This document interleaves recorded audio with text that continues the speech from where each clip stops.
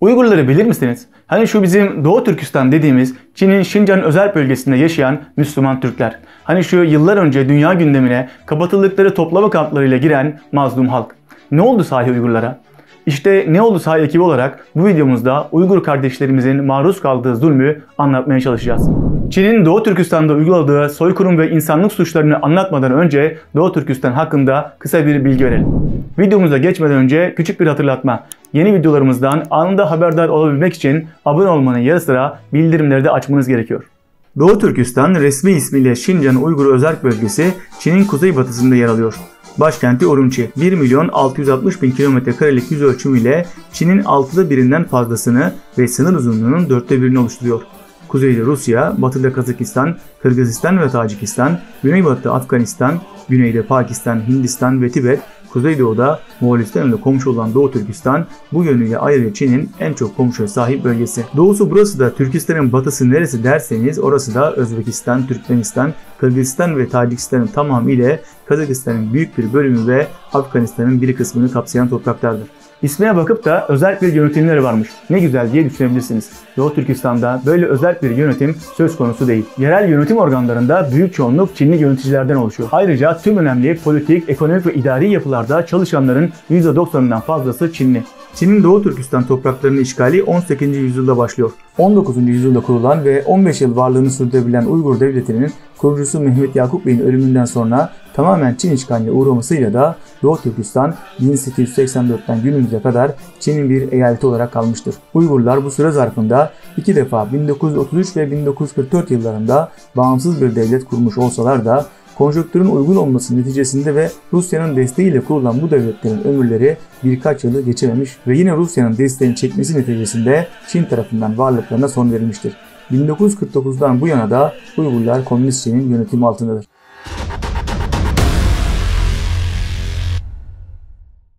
Bu başlık size bir başka videomuzu hatırlatıyor olmalı. Evet, Rohingya halkının yaşadıkları mezalimi anlattığımız videomuzda da tek bir Rohingya kalmayıncaya kadar başlığını kullanmıştık. Her iki halkın yaşadıkları da çok benzer. Tabii Myanmar'ın zalimleri Çinli ustaların eline su bile dökemez. Doğu Türkistan Çin için stratejik öneme sahip.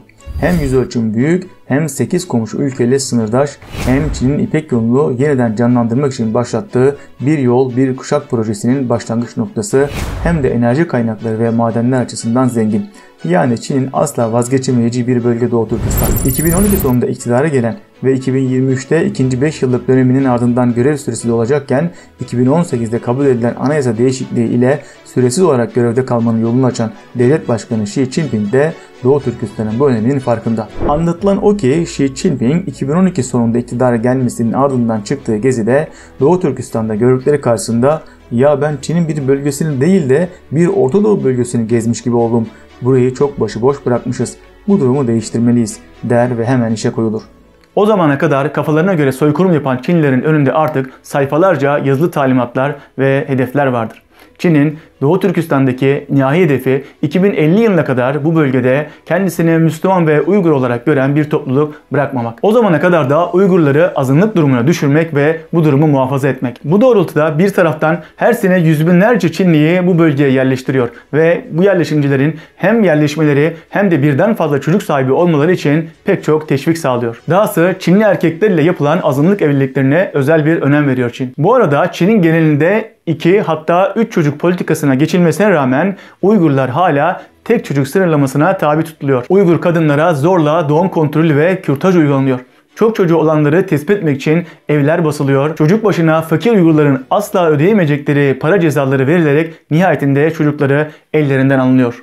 Tüm bu uygulamalar neticesinde 1953'te toplam 4.700.000 nüfuslu Doğu Türkistan'da 3.600.000 Uygur'a karşı 300.000 Çinli yaşıyorken 2020 yılında yapılan nüfus sayımına göre toplam yaklaşık 26 milyonluk nüfusun 11,5 milyonlu Uygurlar, 11 milyonlu ise Çinliler oluşturuyor. Bunun dışındaki 3,5 milyonun büyük çoğunluğunu Kazaklar, gerisinde Kırgız, Tacik, Özbek ve Tatarlar dahil çeşitli etnik gruplar oluşturuyor. Yani yıllar içinde Çin Komünist Partisi ÇKP verilerine göre bile toplam nüfustaki Uygur oranı %77'den %45'e düşmüş gözüküyor. Uygur kaynaklarına göre de Doğu Türkistan'daki Uygur nüfusu 20-25 milyon arasında olmasına rağmen Uygur ve Çin'in nüfusu kafa kafaya gelmiş durumda.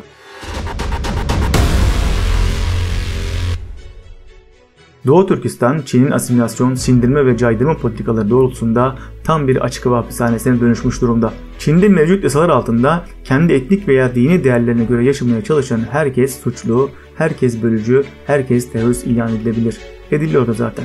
Bunun da ötesinde ÇKP yönetimine göre din, hususiyetle de Müslümanlık tedavi edilmesi gereken bir hastalık. Bu iki düşünce bir araya gelince de dini ve kültürel değerlerine son derece bağlı olan Müslüman Uygurlar için hayat dayanılmaz bir hal alıyor. Günlük hayatın her alanında kontrol, baskı ve aşağılamayla karşılaşıyor Uygurlar. Günü karakola düşmeden, hapse girmeden, kamplara alınmadan tamamlayabilmek için ne kadar dikkatli davransalar da kadın erkek, genç yaşlı demeden her Uygur için yolun sonu illa günün birinde buralarda bitmeye mahkum gibi. Bahsi geçen bu kampları anlatacağız ama öncelikle Çin'in Doğu Türkistan'da günlük hayatta uyguladığı zulmün detaylarına girelim. Çince resmi ve eğitim dili. Herkes zorunlu Çince eğitime tabi tutuluyor. Ana dilde, eğitimde, yayında yasak. Öğrenciler yatılı okullarda okumaya zorlanıyor. Din eğitimi, Kur'an eğitimi yasak. Ezan, kamet yasak. Kamusal alanlarda ki buna okullar da dahil başörtüsü yasak. Uzun sakal yasak. Yeni cami yapılması yasak. Mevcut camilerin büyük çoğunluğu ya yıkılmış ya da restoran, kafe gibi eğlence yerlerine dönüştürülmüş durumda. Zaten camilere gidenler hemen fişlendiği için artık cumalara, bayram namazlarına bile gidemiyor Uygurlar. Muhammed, Hacı, İslam, Ayşe, Fatma gibi Müslüman ve Türk isimlerinin kullanılması yasak. Herkes çarşıda, pazarda, okulda, iş yerinde komünist, evde Müslüman. Ramazanlarda çilesi iyiden iyice artıyor Uygurların. Gizlice tutulmaya çalışan oruçlar, dikkat çekmeden yapılan iftarlar, gizlice kalkılan ve karanlıkta yapılan sahurlar. Oruçlu mu diye çocuklara okullarda su içirmeler, yemek yedirmeler mi derseniz, katılımın zorunlu olduğu bira festivalleri, dans yarışmaları mı? Evlere yapılan baskınlarda elde edilen Kur'an, başörtüsü, seccade, tesbih ne varsa evlerden toplanıp sokakta yapılıyor. Sokaklarda insanların akıllı telefonları, bilgisayarlara kontrol ediliyor. Bırakın muhalif sitelere falan girmeyi, WhatsApp gibi bir uygulamanın yüklü olması, yurt dışından birisiyle irtibatlaşmak, VPN programı bulunması bile tek başına hapse veya kampa gönderilmek için yeterli bir sebep. Zorla çalıştırma yıllardan beri uygulanıyor Doğu Türkistan'da. Bu terimi de yine Rohingya videomuzdan hatırlayacaksınız. Pamuk tarlalarında, fabrikalarda zorla ve ücretsiz olarak veya çok cüzi ücretlere çalıştırılıyor Uygurlar. Devasa fabrikalarla aynı yerdeki yatakhane binalarında kalıyorlar. Ayrıca bazı kamplarda tutsaklar gündüz fabrikalara çalışmaya götürülüyor. Bu sisteme çocuklar da dahil. 12-18 yaşındaki çocuklar her sene 2 ay zorunlu çalıştırmaya tabi. Yaşlarına göre günlük tamamlamaları gereken işler var. Şu kadar kilo pamuk toplayacaksın, şu kadar adet şunu üretebilirsin gibi. Bu sınırlara geçemeyenler şiddet görüyor. Uygur kadınlar Çinlilerle evlenmeye zorlanıyorlar. Komünist Parti'nin adamları görücü olarak geliyor adeta. Kabul etmemesi durumunda ailesine, yakınlarına suçlama yöneltiliyor, tutuklanıyorlar, hapse veya kamplara gönderiliyorlar. Bazen de hapishane veya kamplarda kalan aile üyelerinin serbest bırakılması karşılığında evlenmeyi kabul ediyor fedakar Uygur kadınları. Yetmedi, yetmiyor. Zira sokakta, okulda, iş yerinde ne yaparsak yapalım bu adamlar evlerinde dinlerini, kültürlerini yaşamaya devam ediyorlar. O halde evlerine de gireriz kardeşim demişler. Doğu Türkistan'da erkekleri hapishane veya kamplarda tutulan ailelerin evlerine birer Çinli erkek yerleştiriliyor. Bu görevliler 2'şer haftalık periyotlar halinde kaldıkları evlerde yedikleri içtiklerinden konuştuklarına, kendisine nasıl davranıldığına kadar her şeyleri gözetim altında tutup rapor hazırlıyorlar. Bu rapora göre insanlar hemen tutuklanabiliyor. Annesi ve babası hapishane veya kamplarda tutulan çocuklar da, anne ve babaları yurt dışına kaçanlar da akrabalarından zorla alınarak çocuk kamplarına konuluyor. 500 bin kadar çocuğun bu kamplarda alıkonulduğu söyleniyor. Bu çocuklar tamamen Çin kültürüyle Komünist Parti öğretileriyle birer dinsiz olarak yetiştiriliyor. Bu kamplara girmek, çocukları ziyaret etmek yasak. Tüm bu anlattıklarımız aslında Çin zulmünün sadece bir boyutu. Eğer bir Uygur olarak bunlar başınıza geliyorsa şanslısınızdır. Zira hala hayattasınız ve özgürsünüz demektir. Doğu Türkistan'da sadece ölüm cezası verilerek idam edilenlerin sayısı bile binlerle ifade ediliyor. Öldürülenlerin veya ortadan kaybedilenlerin tam sayısı bilinmiyor bile. Diğer taraftan hapishane veya kamplarda tutulan esir sayısı da Çin tarafından açıklanmıyor. Ortadan kaybedilen yetişkin çocukların organ mafyası ve çocuk mafyasına teslim edildiği iddialar arasında. Uygurlardan ne diye ısrar ediyor ki kardeşim? Allah'ın arzı geniş, özgürce yaşayabilecekleri başka ülkelere gitsinler diye düşünebilirsiniz. Çin buna da izin vermiyor. Uygurların ülke içinde seyahat özgürlükleri olmadığı gibi bırakın yurt dışına çıkmayı, pasaport veya vize başvurusunda bulunmak bile gözaltına alınıp sorgulanma sebebi olabiliyor. Hatta Çin bir şekilde daha önce yurt dışına çıkmış kişileri bile bulundukları ülkelerle yaptığı suçluların iadesi anlaşmaları çerçevesinde gidip geri getiriyor. Geri getirdiklerini veya yanılıkla kendi isteğiyle Çin'e geri dönenleri hemen tutukluyor. Ya yargılıyor, idamla cezalandırıyor ya da ortadan kaybediyor.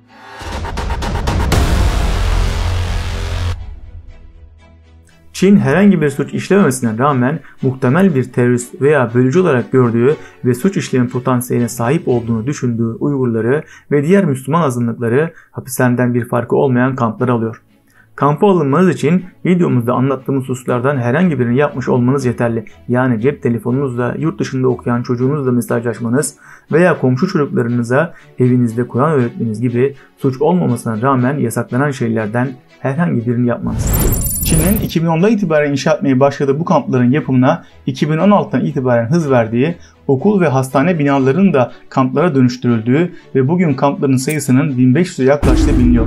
Uygur kaynaklarına göre kamplarda esir tutulanların sayısı 5 milyon civarında.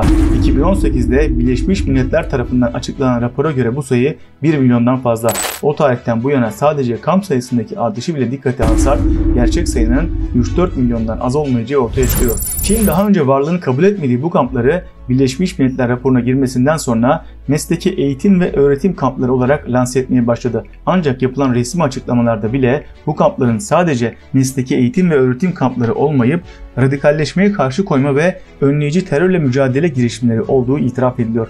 Çin'in bu kamplara yönelik resmi ideolojisini aslında en iyi şu sözler dile getiriyor. Bazı insanlar cinayet işlemeden bile katil olabilme potansiyelini gösterirler. Sizce suç işlemlerini beklemeli miyiz? Suç işleme sınırına gelmiş birisini yasalara uyan birisi olarak topluma geri kazandırmaktır bu kampların amacı. Bu kamplarda Çin Komünist Partisi'nin propagandası yapılıyor. Tutsakların beyinleri yıkanmaya çalışılıyor. Önüne konulan domuz etini haram demeden yiyen, içkiyi içen, öğretilen şarkıları, dansları öğrenen, tam bir uyum içerisinde davranan, komünist ideolojiyi kabul ettiğine, özümsediğine, Müslümanlık, Türklük davası gütmediğine, devlet başkanlığı ve partiye tam bir bağlılık içinde olduğuna inandırabilenler ölmez de sağ kalırlarsa kamptan ayrılabiliyorlar. 2019 yılında Çin batılı muhabirlere kendi seçtiği birkaç kampı gezdirdi. Her şeyin ayarlanmış olduğu bu gezilerde grup halinde dans eden, Çince ve Uygurca şarkı söyleyen, müzik aletleri çalan, resim yapan, meslek edinme kursları gören hallerinden son derece memnun insanlar gösteriliyordu. Verilmek istenen mesaj belliydi. Bu tesisler hapishane değil, radikal düşüncelerden etkilenen kişilerin bu düşüncelerinden kendi istekleriyle arındırıldığı, ayrıca çeşitli kurslar gördükleri birer okuldur. Bu geziler esnasında gazetecilerin tutsaklara soru sorması yasak. Tabii ki tutsakların gazetecilerle konuşması da. Kampın etrafındaki gözetleme sistemlerinin, kulelerin, terör örgütlerin gezi öncesinde kaldırıldığı, spor tesislerinin yapıldığı uydu görüntülerinden ortaya çıkıyor. Haddi zatında kimsenin bir şey söylemesine de terör örgütlerde gerek yok. Her karesi Komünist Parti yetkililerinin gözetimi altında gerçekleştirilen bu çekimlerde bile burasının bir hapishane olduğu çok açık. Ayrıca çekimlerde nedense çocuk tutsaklar hiç gözükmüyor ortada. Ancak ayarlanan bu gezilerden birinde farklı bir durum ortaya çıkıyor. Nasıl olduysa aslında daha önceden mimli olan BBC'nin Çin muhabiri ekibiyle birlikte yine daha önceden hazırlanmış bir kampa kabul ediliyor. Daha ilginci ise kendisine hem tutsaklara ve hem de zindan görevlilerine çok kritik birkaç soru ve cevabı malum tuzak soru sormasına izin verilmesi.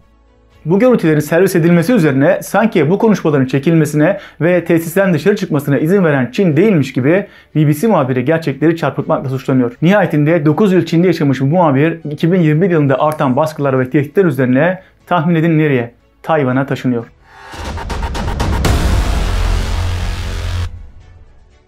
Kamplarda 14 yaşından 80 yaşına kadar her yaştan kadın erkek var. Herhangi bir kontrol noktasından alınabileceğiniz gibi bir gün toplu olarak köyünüzden de alınabilirsiniz bu kamplara. Her şeyden önce bu kamplara alınanların ne kendileri ne de yakınları ne zaman çıkacakları hakkında en ufak bir fikre sahip değiller. Bazı kamplarda muhtemelen uyumlu davrananların bazı haftalarda tek gece için evci izine çıkmalarına izin veriliyor. Kamplarda yoğun olarak psikolojik şiddet uygulanıyor. İnsanlar adeta robotlaştırılıyor. Din, Uygur, Türklük bilinci yok edilmeye çalışılıyor. Yetişkinlere tek tip eşofman giydiriliyor. 40 kişinin kaldığı 10 kişi kapasiteli çoğu penceresiz koğuşlar, kapısız tek bir tuvalet, bazı kamplarda tuvaletlerine bir kova. Banyo yok. Kadın erkek demeden herkesin saçlarını kırpıyorlar ama bu bitlenmelerini engellemiyor. Vücutları yara oluyor tutsakların. Çoğu yerde çıplak zeminde yatıyor. Tutsaklar haftalar boyunca ellerinden ve ayaklarından kelepçeli olarak tutuluyorlar. Kabadayak, tırnak çekme, elektroşok cihazıyla çarpılma, tırnak içine ve özel yerlere elektrik verme, metal sandalye denen özel bir işkence yöntemi, maruz kalanların aklını oynattığı sadece bir taburenin sığabildiği kutu gibi bir karanlık odada günlerce tek başına bırakılma işkencesi ve bilmiyoruz daha ne tür işkenceler. Kadınların durumları çok daha kötü. Kadınlara ihtiyaç duydukları hijyen malzemeleri verilmiyor. Toplu çıplak aramalar, otur kalk yaptırmalar gibi onur kırıcı işkence yöntemleri rutin olarak uygulanıyor. Kadınlara düzenli olarak kollarını şırıngayla ne olduğunu bilmedikleri bir ilaç zerk ediliyor. Bu şeyin uygulandığı kadınların bir süre sonra vücut takvimleri duruyor. Bazıları ise aşırı kanama geçirmeye başlıyor. İçlerinde bu nedenle ölenler de oluyor. Hamile olmak kampa alınmamak için bir sebep değil. Hatta doğum yapan kadınların çocukları hastanede bırakılıyor. Kendileri tekrar hemen kampa geri getiriliyor. Yeni annenin halini siz düşünün artık. Cinsel taciz ve tecavüzün sıradan bir olay haline geldiği bu kamplarda toplu tecavüz ve herkesin gözü önünde tecavüz vakaları da yaşanan olaylar arasında. Kadınlar yaşadıklarından dolayı intiharın eşiğine geliyor ve bu düşünce onları kamplardan çıkabildiklerine bile rahat bırakmıyor. Canlarına kıymak için izin istiyorlar. Bu kamplara düşenlerden kaçının hayatını kaybettiği bir gün ortaya çıkacaktır elbet. Ama bu kamplardan kurtulamayan bir kadın orada tutulduğu 3 ay süresince sadece kendi koğuşunda 9 kadının ölümüne şahit olduğunu anlatıyor. Tüm kamplarda ölenlerin sayısını varın siz hesaplayın. Bu işkencelerden muaf tutulan yok maalesef. Her yaştan kadın erkek işkenceye maruz kalabiliyor. İşkence gören birisini ağlamak da yine işkence sebebi. İşkencecinize nazik davranmamakta. Bu kamplarda yaşananların duyulabilmesi, kamplardan kurtulan ve bir şekilde Çin dışına çıkabildikten sonra tüm korkusuna rağmen gördüklerini anlatmayı geride bıraktıklarını bir borç bilerek sivil toplum örgütlerine, basın yayın kuruluşlarına konuşan çok az sayıdaki insan sayesinde gerçekleşiyor.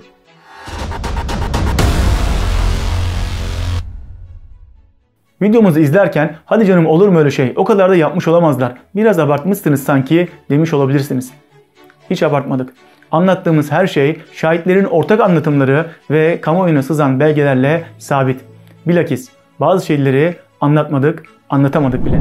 Çin'in bu kampları inşa etmesi, milyonlarca insanı kafasına göre buralarda esaret altına alması, sonra da gazetecileri çağırıp bu zulmü tüm dünyaya göstermesi, gösterirken de insanlığı aptal yerine koyması. Hani şöyle ocaktaki patatesi, ne bileyim eti falan pişmiş mi diye kontrol etmek için çatallarsınız ya. Çin'in bu arsızlığı, yüzsüzlüğü de bana bunu hatırlatıyor. Şer şebekesi insanlığın etine çatalını batırıyor. Pişmiş mi, kıvama gelmiş mi diye kontrol ediyor sanki. Olmasına az kalmış mı diyorlardır yoksa olmuş mu? Ne dersiniz? Onlar ne diyordur bilemem ama ben bu umursamazlığımız karşısında insanlık ölmüş diyebiliyorum ancak. Mazlumlara yardım etmek için yapabileceklerimizin en az olarak maruz kaldıkları zulmü duyurabileceğimiz kadar çok kişiye duyurmaya çalışmak boynumuzun borcudur diye düşünüyorum. Bu nedenle lütfen videomuzu ve internette bulabileceğimiz daha pek çok videoyu mümkün olan tüm kanallardan yayalım. Tepkisiz kalmayalım. Unutmayalım ki Boko Haram'ın kaçırdığı kız çocuklarından biri de bizim evladımız olabilirdi. Biz de ailemizle birlikte bir adaya hapsolunan Rohingya mültecilerinden biri olabilirdik. Bir Uygur olarak dünyaya gelseydik belki de şimdi bu kamplardan birinde ölmeyi bekliyor olacaktık. Dahası bir gün bizim de benzer bir kadere mahkum olmayacağımızın garantisi yok. Öyle bir durumda bizim yaşadıklarımıza da başkalarının tepkisiz kalmasını istemezdik herhalde.